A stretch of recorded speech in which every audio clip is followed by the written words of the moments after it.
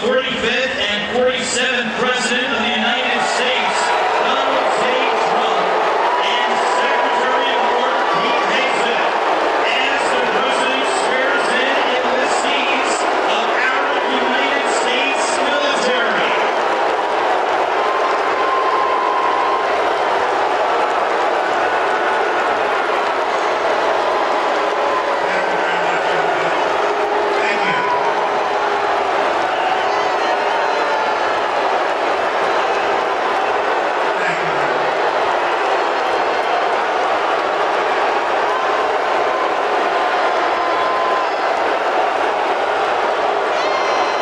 Please raise your right hands.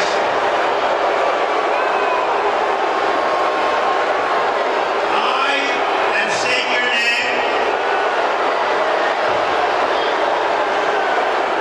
do solemnly swear that I will support and defend the Constitution of the United States against all enemies, foreign and domestic. I will bear true faith and allegiance to the same,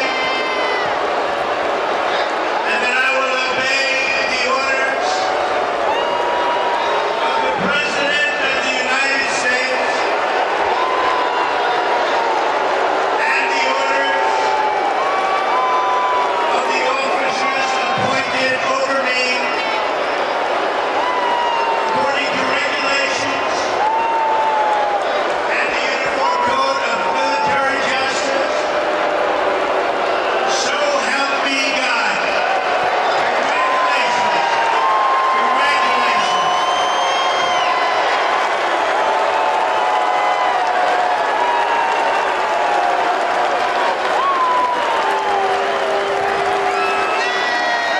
It is always a fun reminder for Donald Trump that when he doesn't surround himself with absolute sycophants and loyalists, that regular Americans really do not like the guy.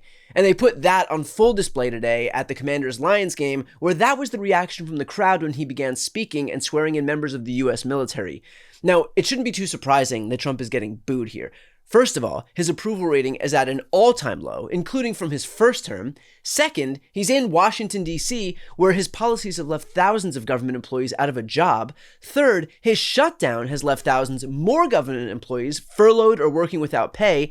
And lastly, he's also in court right now trying to prevent 42 million Americans, 1 in 8 Americans, from getting food assistance that they need to survive. Frankly, there's not much to applaud when it comes to Trump, unless, of course, you're a big fan of remarbling White House bathrooms.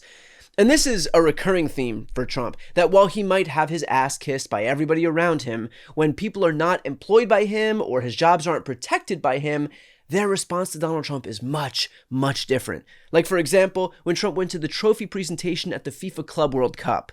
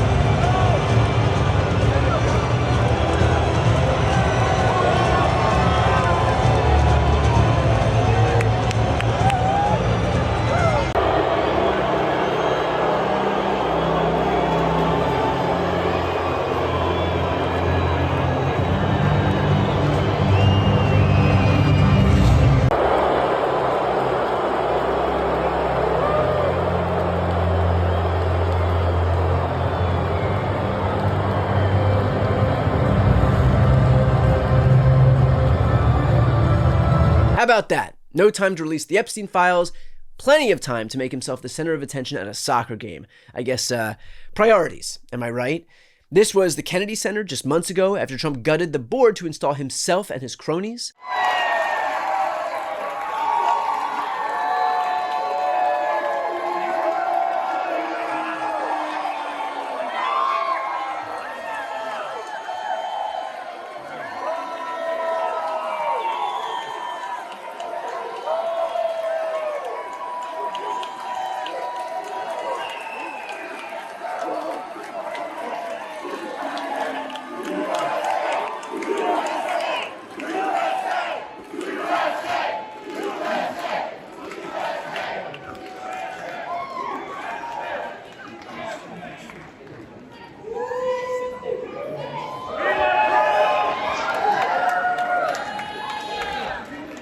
Here he is getting booed at the Al Smith dinner. Thank you very much.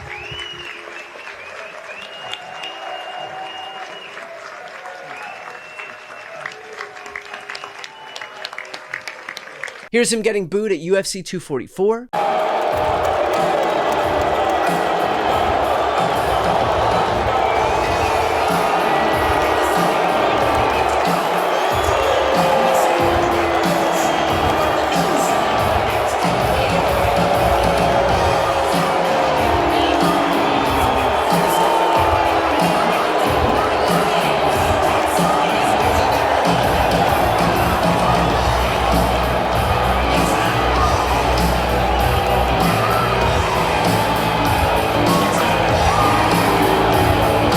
And here he is at the Libertarian Convention in 2024. Donald J. Trump will address the Libertarian Party and its national convention on Saturday. The Libertarian Party should nominate Trump for President of the United States. Whoa. That's nice. That's nice. Only if you want to win. Only if you want to win. Maybe you don't want to win. Maybe you don't want to win. Thank you, D-Roy. Thank you. No, only do that if you want to win. If you want to lose, don't do that. Keep getting your 3% every 4 years. The reasons for doing so, policy and politics, are as solid as the Hope Diamond. D-Roy says this event is very unprecedented, he said. As the Cato Institute president, Peter Gotler, observed in Thursday's Washington Post, it will be the first time in U.S., think of this, first time in U.S. history that a presidential candidate of a rival party will address the convention of a party that is presumably gathering to nominate its own candidate. Now I think you should nominate me or at least vote for me, and we should win together.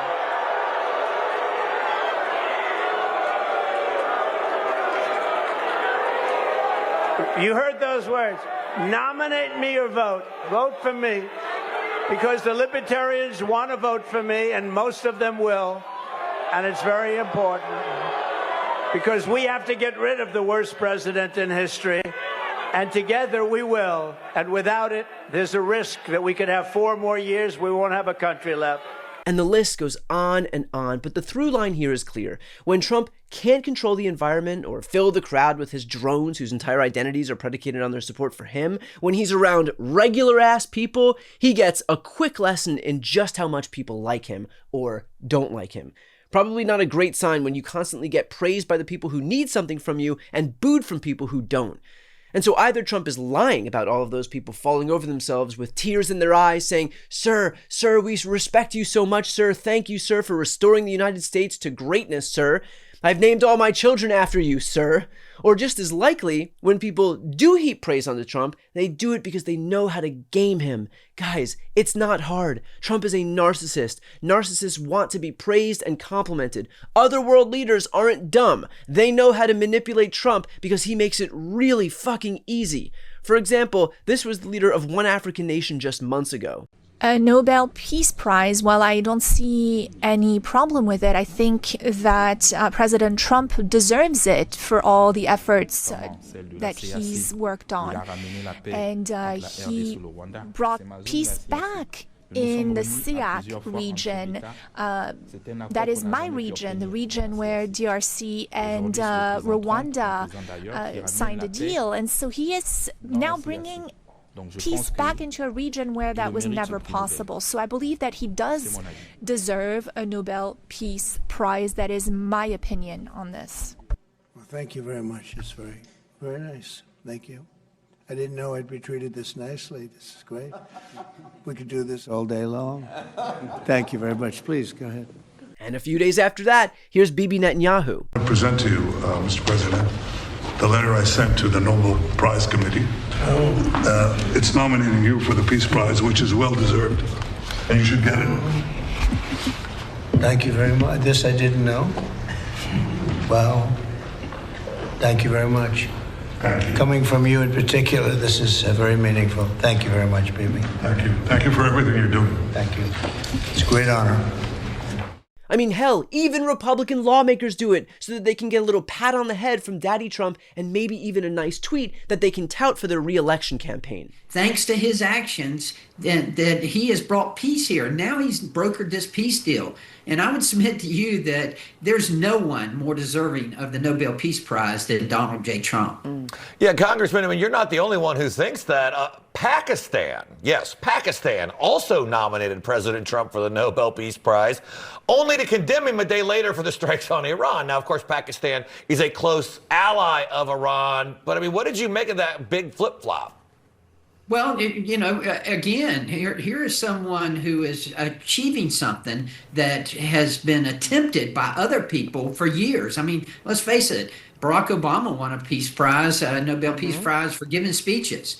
And Donald Trump, he's delivered. He's actually taken action and brought about peace. And he deserves it more so than anyone else I can think of. I mean, this should be a slam dunk. Again, it is roughly as easy to manipulate Trump as a child in a candy shop, and clearly the rest of the world is well aware. And so it should probably come as a pretty big shock to Trump that when he's not insulated by groveling sycophants and yes men at Mar-a-Lago or the White House or his rallies, but rather when regular people get to make their feelings known, relentless booing is generally the response. In the meantime, grateful for the fans who let their voices be heard at the Commanders-Lions game. To Trump's dismay, this is still a free country and we've got freedom of speech, and I couldn't think of a better way to make use of it. Before you go, if you enjoyed this content and you want to see more and support independent media, please subscribe to this channel. The subscribe button will be right here on the screen. But second, the reality is that we are now in a political environment where this administration can lean on any of the social media platforms to suppress certain voices if they don't like critical coverage. That means my longevity here is in the hands of a few tech billionaires who are already making it clear that they are willing to cater to this administration. To that end, signing up for my newsletter is a way for me to reach you directly if that ever becomes necessary. I'll put the link right here on the screen as well, so please sign up. It's free, but there's also an option to do a paid subscription if you'd like to support me and my team. I really appreciate it. Thanks so much for watching.